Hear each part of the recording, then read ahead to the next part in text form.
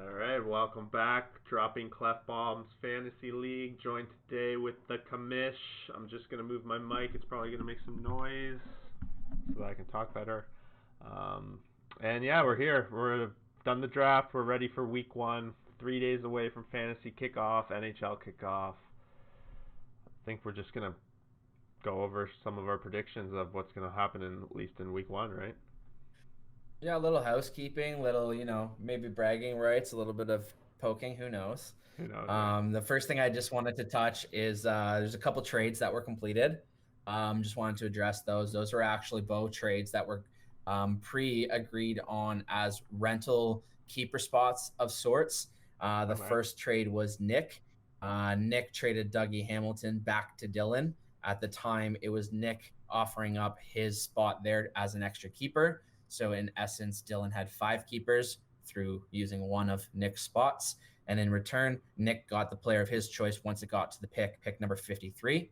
And at pick number 53, he told Dylan, I want Pacioretty. So he drafted Pacioretty, and then they swapped them back to Are each you sure other it's to complete that Pacioretty? trade.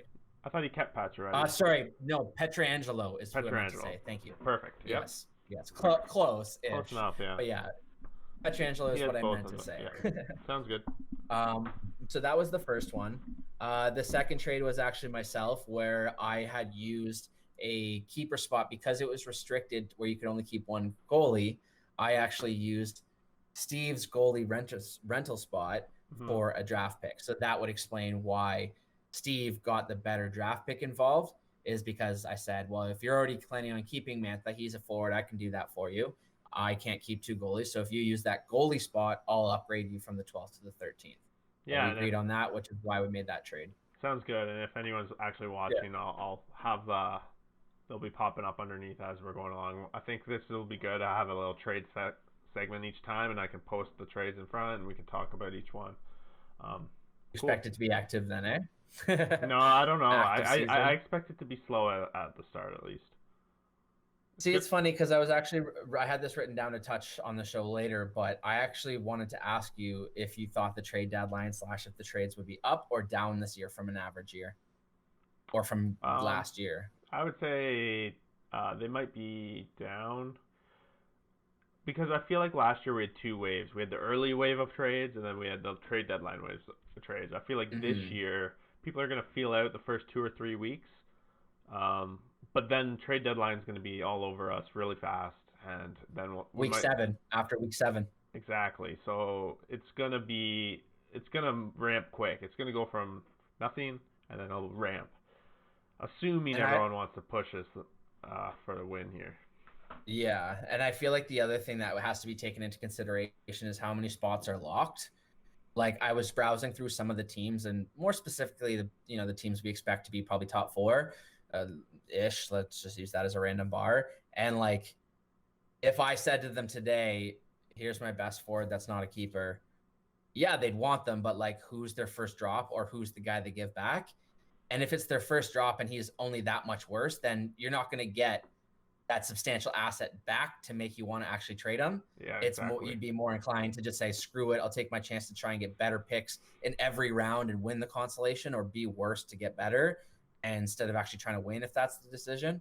So Yeah, I think that has to also be taken into consideration. But there'll also be injuries we got to think. So that should and open up some and spots. COVID sit And outs COVID.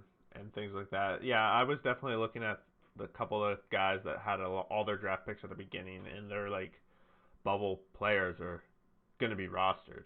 If they get dropped, Yeah, they're going to be rostered. So that's interesting for me, who holds the number one waiver. I have to, it's that's a true. valuable asset at least at this point. Well, not necessarily, because there's the waiver bid. That's true Because too. if somebody elite goes on the waiver, then you put your $100 in the pot. But like, Yeah. if it's one of those middling players, somebody might put a 40, or somebody might put a whatever adjusted I'm excited amount for that. is, I right? think So the that dollars changes will the in game. that will be a lot more important this year with everybody paying attention. I Short agree. season. Yep. We get 60 ads for the whole season. Did you calculate what the average per week that would be if you went to the finals? Do you know that? Well, 10 would be 6. So I mean, it wouldn't be 5, so it'd be somewhere between 5 and 6. So let's say 5.5. 5.5. 5.5 Okay, ads a so week.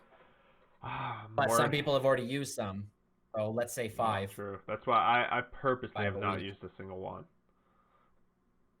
I've been sitting there on the page to finalize the ad of the player probably about 5 or 6 separate times, only to go back an hour later and be like, no.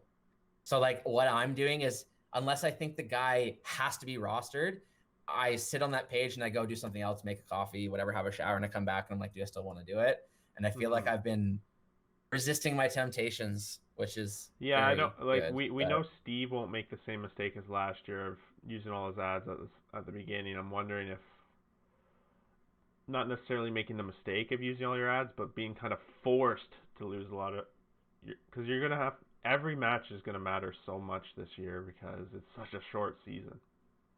When you play Nick and I, you're probably gonna have to use 6 ads, 5 ads, 6 ads. Maybe. Unless you're that much better. If you're that much better, then I'm kind of seeing that, or whatever you want to say. But I don't think it's gonna be like, there's gonna be a tier difference. But like, well, you can't use all your anybody ads can go 5, but anybody week. can go 5 games without scoring. Anybody can. Yep. So like, if you get the wrong cold spot, but the same thing, if pick anybody's team is all cold and then all hot at the same time, no one's gonna touch them when they're all hot. Yeah. But that's the part I think that could get interesting. Sorry. Cool. Yeah, I think that's definitely, it's going to be interesting. The money's going to be more important. We've already seen someone spend some money on the waiver wire. I wanted to bring that up later too. Okay. What are your thoughts on the $2 waiver for Tatar?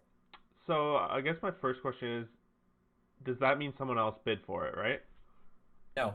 That means that was their bid. You blindly bid, right? So you don't know if other people bid.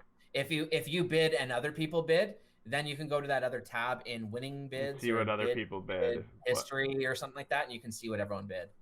It's not like I'm okay with it. Like Tatar definitely was someone I would have added to my team probably. I would have. You think so? He's a fringe player, I think, in our league for sure. I just wonder that, like Tatar's talent hasn't changed, but a lot of his production came with ice time, especially when like guys like Armia and Gallagher got hurt. Now you add Toffoli. Now you add Josh Anderson. Now you add what's the other forward? I'm forgetting off the top of my head that Montreal has added. Like, it's already pushed Gallagher down. They're high draft. Oh, well, I guess Duran is back from injury too, so that's another guy in the lineup. So like, they've added 3 top 9 forwards in the top 9, which should bring his product. Like, if he doesn't perform on the power play for 4 or 5 games, he's easily going to be off the power play, and then he's droppable. Sure. I mean, I guess you could say that for anybody, but I felt like it was a waste personally. It's $3. We'll see if it comes back to bite him or not. And I'm not always right either. So I mean. Wow. Well, I'm gonna snip that one. Just play that back and forth. I'm not always right.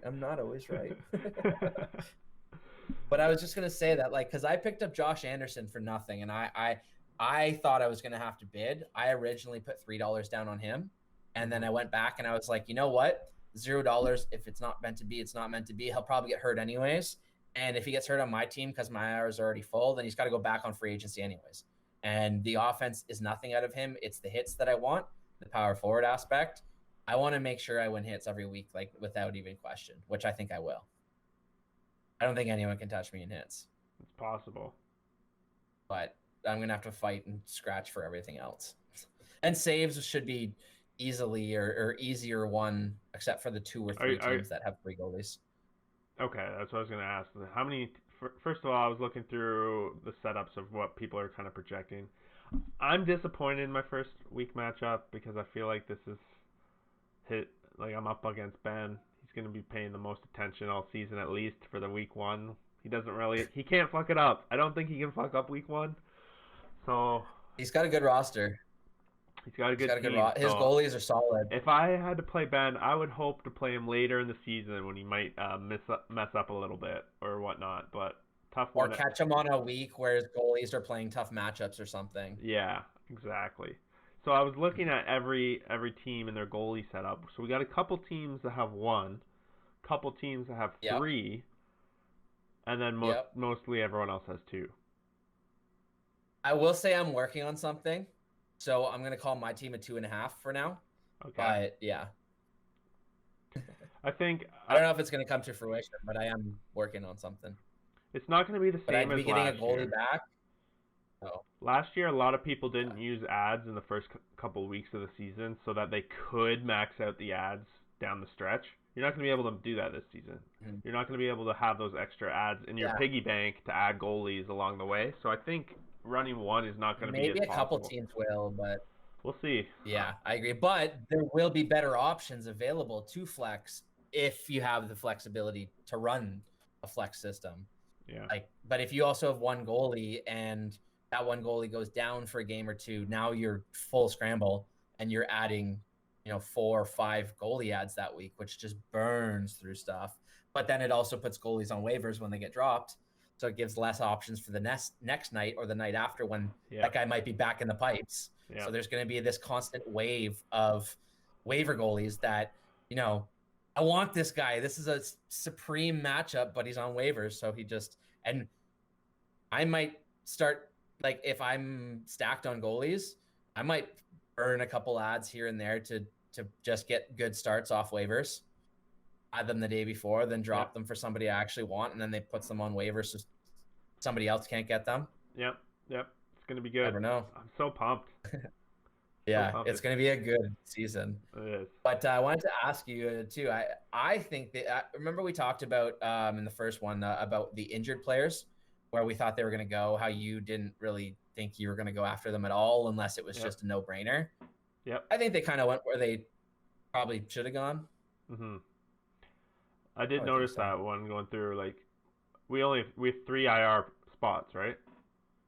On the roster, we have 3, and 1 IR and 2 IR plus. But so you could have, you can't have a 4th. Is mainly what I'm trying to say. Yeah.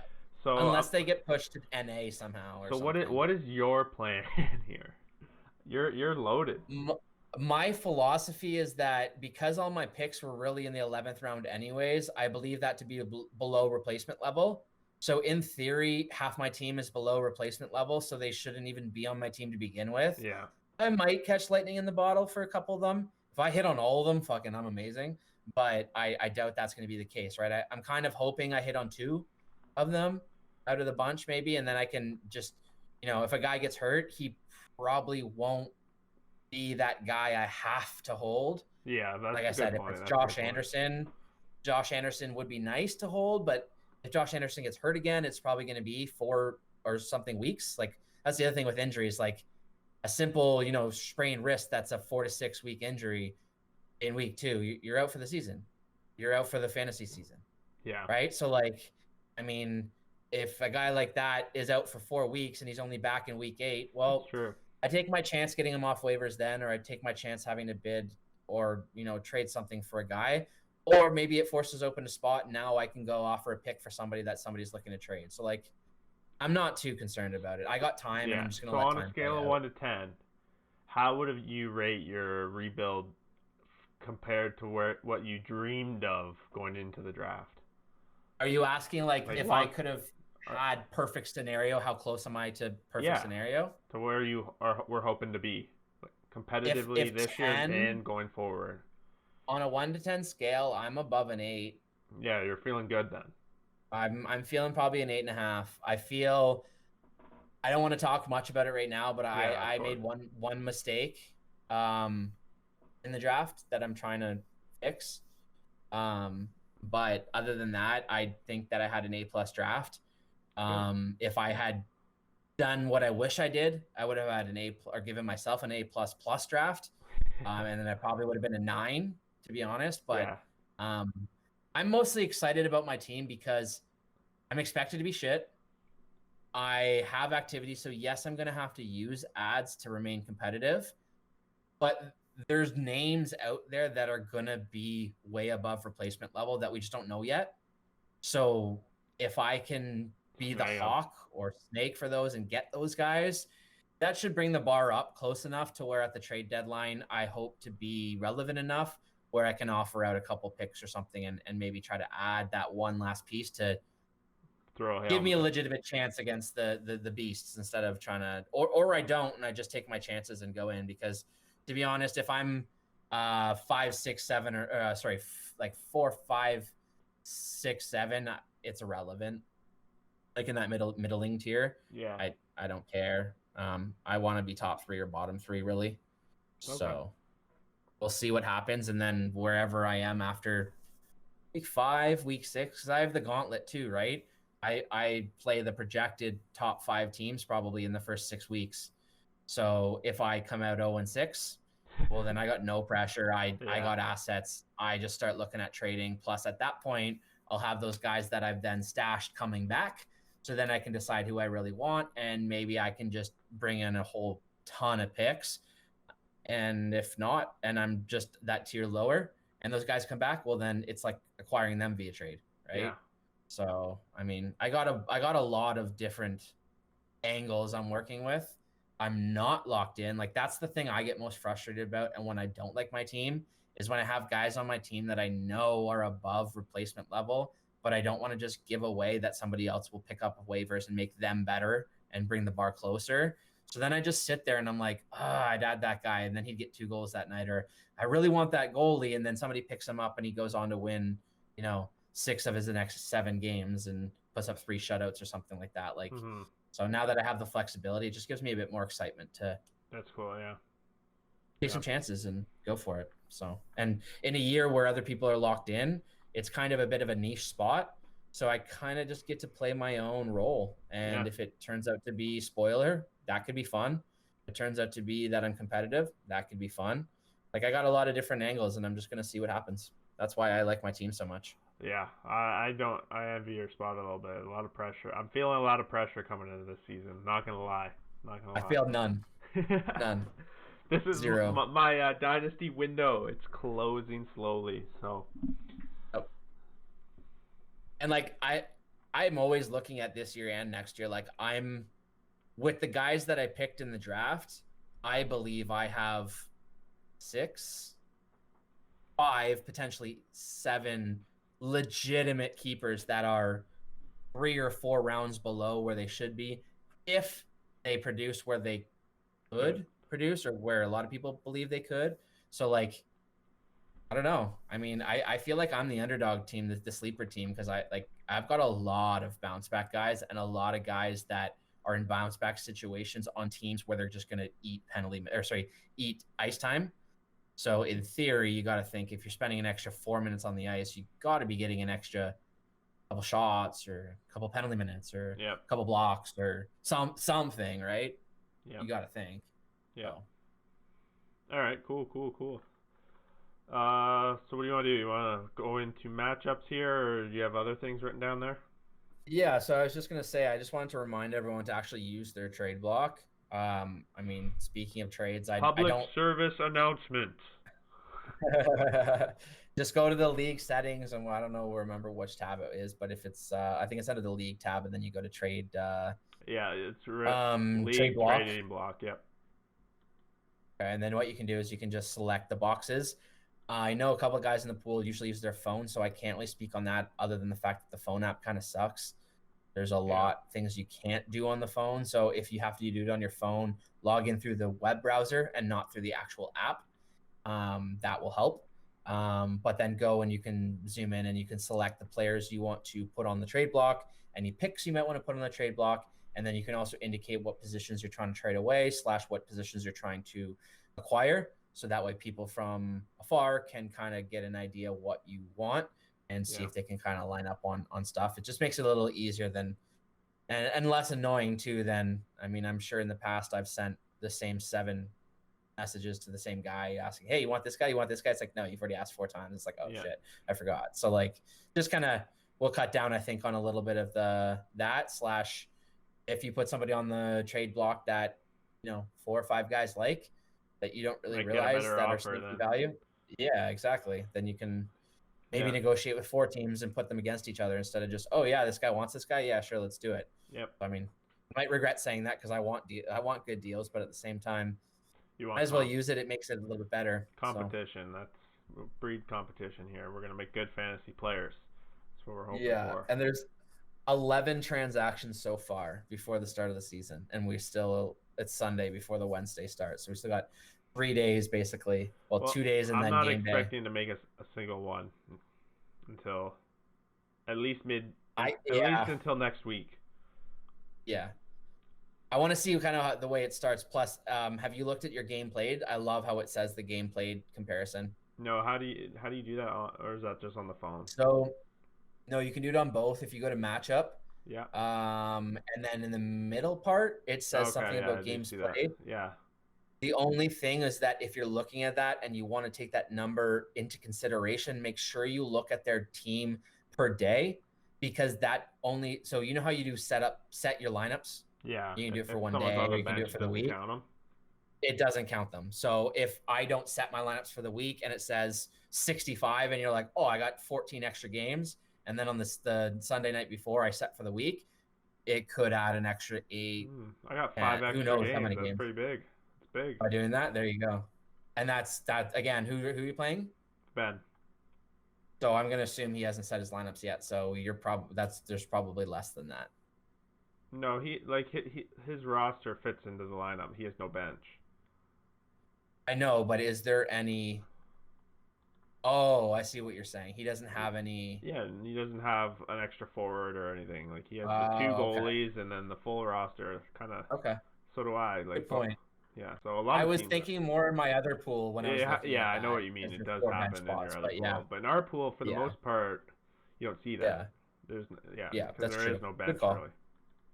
Yeah, that's a good call. I mean, there might be a difference of 1 or 2 maybe, but Mhm. nothing like on a goalie. Maybe it's probably bigger fluctuation on goalies, but Mhm. I mean that again, that could be a thing too, where if you got one goalie, right, and the game's played or whatever, well, that person's probably going to flex 2 or Yeah. 3 starts, so you have to take that into account. So there's going to be different math always that isn't quite exact, but Yep. some stuff to think about.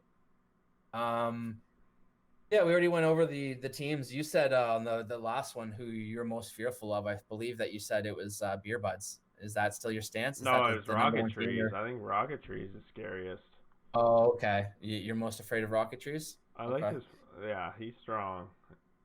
Yeah, We'll I see. agree. I think Yeah. I think Dylan and Jesse are the 2 to beat as of right now, But and yeah. then you're the next one. You're Hope 3 to so. me. I'm worried. My team could find tightrope. It seems. It's good. We'll see. And that's the thing is this year, if the one thing I'm worried about this year is that if that replacement bar reacts in a silly way, it could change the feeling, if you will, of how valuable things are.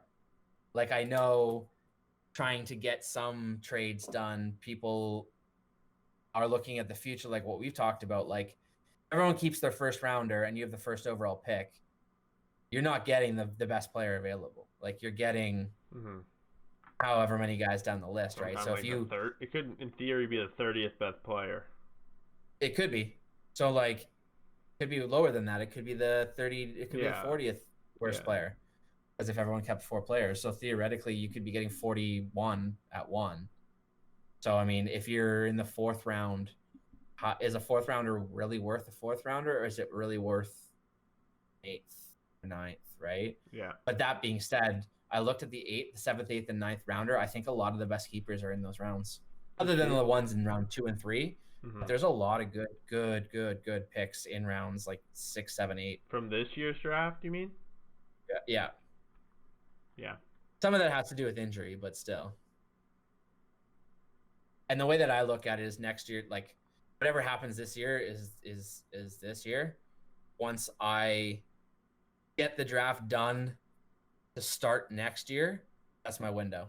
So obviously I'm going to probably trade some picks this year. So my draft next year will be affected in some capacity based on whatever picks I move.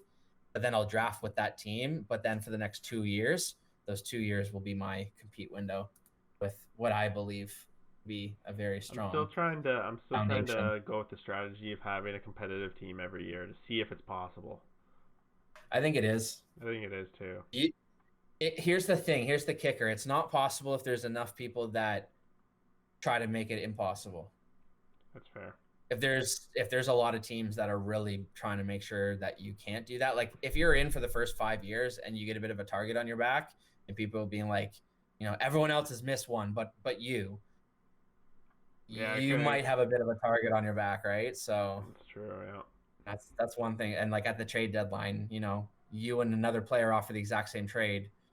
You haven't missed the playoffs in 5 years. Guess who's probably not landing that player? Yeah, true.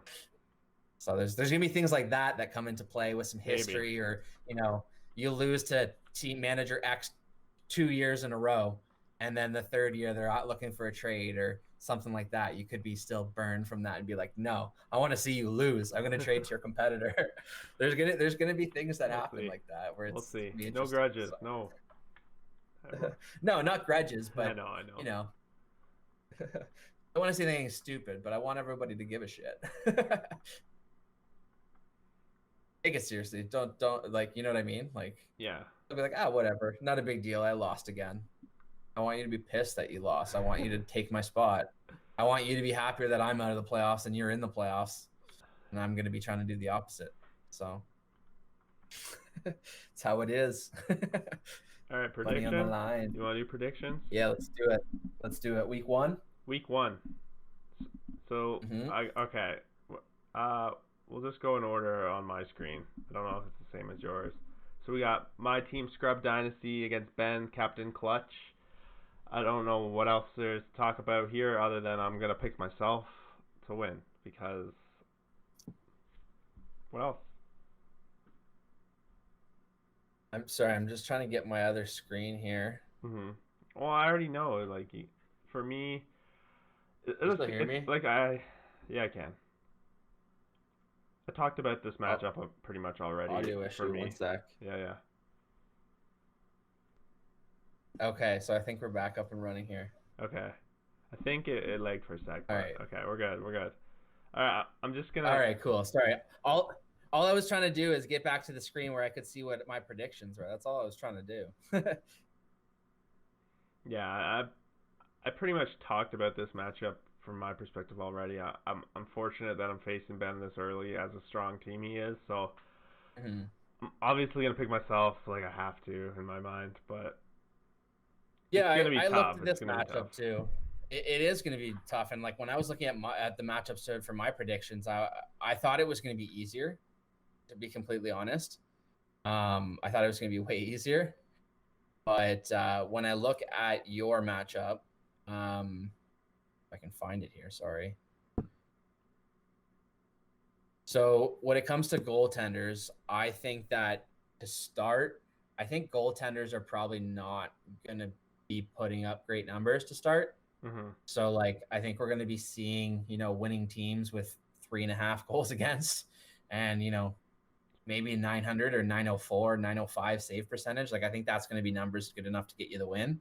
Yep. So like, I'm kind of ignoring those stats for week 1 and only looking at the win capacity. Yeah. I like the win capacity for both teams, but I think probably your team has a bit more, 1 or 2 more wins. So that kind of I figured whoever would win the wins will probably have better stats, just because to win games, you have to have better stats, typically speaking. So that kind of gave me the differential. And then looking at the forwards, I believe that there's a lot of players where you can kind of just pin them up 1 for 1, like Matthews and Eichel and stuff like that, right? So like, I think it's going to be really close, but I picked you as well. I thought that it might be the difference of, adding a goalie on a Saturday night, or, a favorable matchup that you come across. I don't believe Ben's going to be active until I see it, to the point of where you need to be to make sure you don't lose weeks. Yeah. Like, it might not win you a week, but you can definitely lose yourself a week by not paying attention. So. All right, cool. That's why I give you the edge. Yeah, thanks. All right, let's look at the second matchup then. It's you, Mr. Maverick, Commissioner, versus Beefy Dylan. So, yeah, I guess What's your take? My take here is I'm giving it to Beefy, because I don't know how you're gonna pull your team out here. I'm not gonna lie, I'm not 100% sure how you're gonna pull this out. this season. I'm entertained to watch how, but also his team is just like it's better. I'm interested how it he's is. gonna act though, because it might not show this season, eventually, or this week, but eventually he's gonna have to make a decision with one of his players. Um, Likely can't keep them all forever, so Yeah, plus he's got Barzal stashed on there right that's now, what I so mean. Like he already has to make a move. To add anyone, yeah, Yeah. or to access Barzal. But the one thing that is my saving grace, if you will, is on the power play for McDavid. Any point he gets, Draisaitl might also get, right? Yeah. So I mean, the power play points are. I know it's just one player, but when you can cancel out the best and best, it's just the one kind of whoever had McDavid, I had a niche competitive advantage against, or not advantage, but however you want to phrase that, advantage, competitive melody or competitive override or whatever you want to say. Yeah. So like that's the one thing I look at that. I don't think Marchand is ready. Maybe not. But I also feel like Dylan might have to chase me in ads. So worst case, I'm going to have to probably make him use a couple ads, which means he's going to have to drop somebody, which means that might be somebody that I can him off waivers too, right? Yep. So I might force his hand. That's what I'm excited to make see, myself better. Yeah, you might pressure him to make yourself better right out of the gate. He's I'll be keeping my eye on that matchup for sure, because if he comes out not winning, and he's gonna start, he might panic. So I'll wait and see. not quite yet, but it would take him from I'm pretty damn confident and everything will be okay to shit. Do I have to be worried here? Yeah. Like, was this supposed to start like that? Like, Yeah. uh-oh. Especially against me, who is supposed to be trying to scratch and claw every possible win. Like that would be a massive win for me. But again, saying with the goalies, like I'm not really looking at the names of the goalies. I'm just looking at the teams that they're playing for as the advantage. Mm-hmm. And Montreal plays Toronto twice, I believe, in the first 8 days or week and a half, whatever that matchup is. Yeah. So like only one of those goalies is going to get a win. Yeah, but at where the same none of time, my goalies play each other. Yeah. That's a good Actually, point. I shouldn't say that yet because that's not exactly true, but I can't really speak more on that yet. Okay, let's move on to this next one then. I guess I'll just say it. I'm looking at potentially moving Shesterkin for a different goalie, so that is why I precursor that. But, no one's gonna. Yeah. Okay. All right. This one's gonna be interesting. It's gonna set some major tone here. Two goalies, Steve versus Beer Bud Sean, ex-President's Trophy winner, looking to defend his trophy against a Steve team that is interesting. One goalie this time. It must be the starter. I don't know if he's thinking of a name change for two goalies, one starter, because he's one goalie. I doubt it, but I think starters. he needs one. It would be pretty funny if he turned it around. Yeah, one goalie, two starters, or something. One goalie, zero starters. Yeah. So, yeah, he's So I think we both picked the same. I picked Beer Buds for this one. I did, yeah. I just think his team's better on paper. His goalies are better. One thing that I do need to say is that there's a lot of defensemen that are rostered that are one-way defensemen, so they're shooters and scorers. If those teams happen to not get power play opportunities, or those players don't happen to get the puck time, or those shots don't hit the net that week or whatever, those guys bring you nothing. Yep. So you could have like 5 games played by a defenseman with 3 assists, 7 shots on goal, and a couple hits, which is nothing, mediocre, right? Yeah, so that's the one thing that I like, is that I have high shooting, other than Carlson, I have high shooting, high hitting defensemen. Plus I have Brady Tkachuk. So that just as a start already gives me a head start on. I tried to go for that too for my defensemen. Yeah. The only thing that's valuable, because if they're not scoring, you still need something out of them, or you might as well drop them for a forward. Yep. Really. It's very true. So you're especially on board. Shots on goal. You're on board here to taking Beer Buds, right? Yeah. I thought it was a pretty good debate, or pretty good comparison to look at the teams, especially because Sean has some key injuries. That's the main thing, because he's got Pasternak that isn't there to start, and he's got Bobrovsky, which I don't know what's going on yet. I have him in my other pool, and he hasn't even been on the ice yet. Yep. So that's a little bit weird. But there's also rumors of an outbreak of COVID in Columbus, so maybe that's it. Putting one and one together, but that's just, Florida. Huh, I thought he was still in Columbus there for a second. So yeah, were those rumors Columbus or Florida? No, the rumors were Columbus, Tampa, and Dallas, I believe, were the outbreaks off the top of my head. I could be wrong on one of those. Let's hope this season kicks off, Tori. Let's hope. Yeah, but it will, because money talks. But well, yeah, but regardless, I mean, what I was trying to say there is if Bobrovsky's got to be slashed on the IR and Pasternak's not available, that maybe gives Sean the head start on the ads, because now he has that flexibility, which then does Steve chase Sean in ads, and then that's what I think is going to be the difference, is that something pops up and he likes a back-to-back situation. I think Sean could probably get the advantage over that. Agreed. But Steve's also a wild card, so like he could pick up 5 starts and day, who knows, right? Like I don't know, but yeah, I go beer buds for sure. Cool. All right, next one up, we got Dynasty, not Scrub, Nick, and versus Joey. Scrubless Dynasty. Scrubless Dynasty, yeah. So on this one, I picked Joey. Really? And I'm joking. And I think you're on the same page, and it's not too close. Yeah. It should be pretty good. I think you said Joey's head's in it. Joey is just doing, right now he's running the regular full roster that most people, you kind of see people doing right now. Anything you want to add to this? I don't think there's not too much to watch for this one. There's not a lot there. I mean, Nick's got Nick. A lot of the stuff I speak about my own team applies for Nick. Yeah. So I mean, that's probably the best way to just kind of precursor it instead of saying the same things all the time over and over again. But I mean, he does have a couple nice pieces.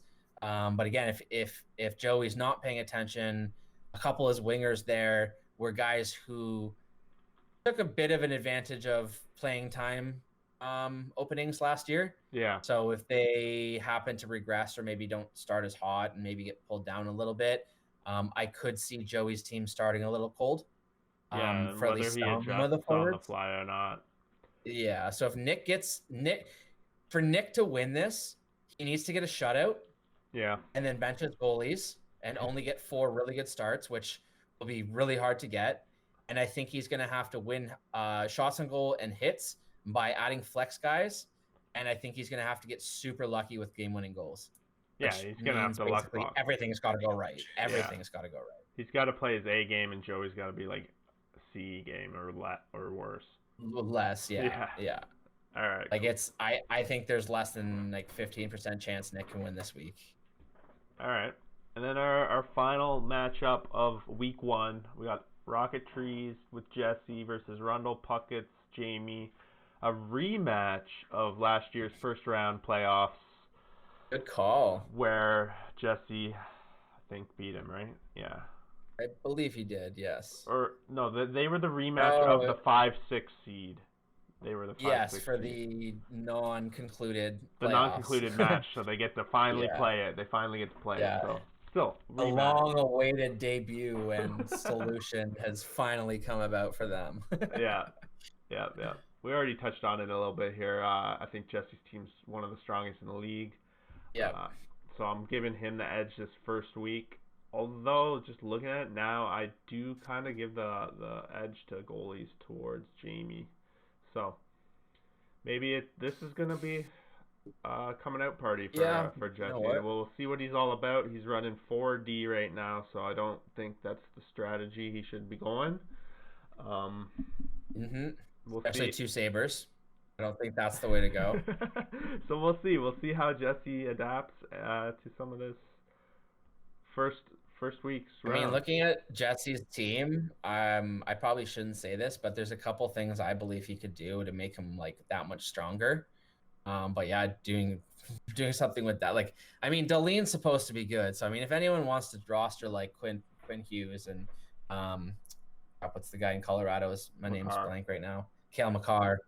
stuff like that. Like these offensive defensemen, they're like Morgan Rileys and stuff like that. And what I touched on earlier, where if they're not producing and they're not on a team that has a top power play and stuff like that, they're usually not worth rostering more than a flex or whatever. So at that point, if you look at his defensemen for guys that can contribute, he's got Burns, Ristolainen, and Trouba, which is a pretty good trio for getting what you need from the defenseman in terms of shots on goal and hits and whatnot, and a decent amount of offense trickled in, especially if Burns can return to form. Yeah. I feel like he could replace one of those defensemen with a winger and flex a guy, and he'd be really, really tough to beat. Yep. But like what you said with the advantage on goalies, actually out of these 4 goalies that I'm looking at, just 4, right? Yeah, 4. I wouldn't have rostered any of them. Oh, sorry, one of them. I'd only roster one of them, Carter Hart. Yeah, I'm with you there. Regularly. Like, I think that they're valuable goalies when they're playing, but I think that they're not going to get enough game times to be worthy of sitting on a full-time roster. But if somebody wants to take the chance of flexing him on and off waivers, and then he's not there the next time you go get him, that's the chance you get, right? But well, to be fair, Columbus starts the season off against Detroit too, so they might be just trying to pick up some dubs there. And maybe that's where Jess is coming from. Though, so it's only one game for sure for him. Yeah, unless, Korpisalo isn't quite ready or something and they do go back-to-back, but I highly doubt they'd start a season back-to-back with same goalie back-to-back. I don't see that being a planned scenario. Mers Lincolns had missed some practice time, and I think they expect Korpisalo to get the starting game. Okay. That's one thing to keep an eye on, because he had missed some practice. He was late getting in, and with him and Koivu apparently with Columbus. So I don't think there's gonna be enough. Well, I think there's gonna be like 3 or 4 weak teams. I don't think there's gonna be very many easy points. Yeah. But there's definitely gonna be favorable points where you're gonna win, 6 out of 10 times. You're not going to win all the time, but you're going to win more than you lose, but nothing too special. Yeah. But I don't know. We'll see. I'm excited. I can't wait. I'm excited. That wraps up all our matchups. Yep. And we're going to keep track of our predictions and see how good we do, and sounds good. See what comes of that. Yeah. So I think next time we're going to meet Sundays, I think is the plan. Yep, I think we should do each Sunday for just fantasy, and then our Wednesday or Thursday, preferably probably Thursday for our normal one. But you're going to be doing the editing and stuff, so cool. It'll be coming out whatever days. I don't know if you want to plan on certain day release. Yeah, I'm going to aim for fantasy to come out Tuesdays, and probably the NHL one the next day if I can, the Friday. But we'll see. Yeah. Okay. Cool. Yeah. Anything else we should touch on? Awesome, man. I think that's it, right? No. I don't think so, but I hope that after week 1, I don't have a win and you have a loss, because that would be really fun. Yeah. Until then.